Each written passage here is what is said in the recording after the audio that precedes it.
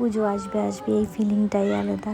নতুন জামা কাপড়, খাওয়া দাওয়া, ঘোরা, মানে অনেক দিন আগে থেকে প্ল্যানিং করা, এই ফিলিংটা মানে বলে বোঝানো যাবে না। পুজো আসবে আসবে এটাই একটা আনন্দের ব্যাপার।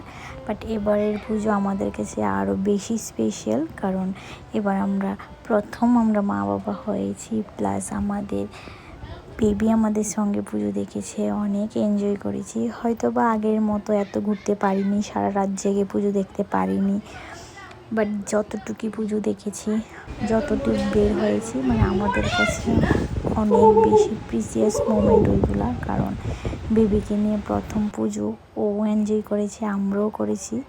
আমরা প্রায় প্রত্যেক দিনই বের হয়েছি, বাট একদিন মানে 1 ঘন্টা 2 ঘন্টা করে দেখেছি, বেশি দেখতে পারিনি। হয়তো বা একদিনে প্রচুর পুজো দেখে নিতাম, এবার দেখেছি 1-2টো করে।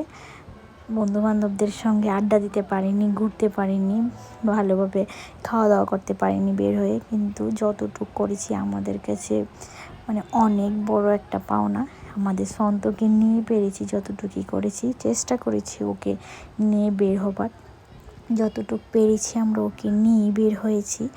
ওকেও পুজোর ফিলিংটা মানে কেমন ওটা অনুভূতি করানোর জন্য আমরা যতটুকু পেরেছি আমাদের সন্তকে নিয়ে বের হয়েছি।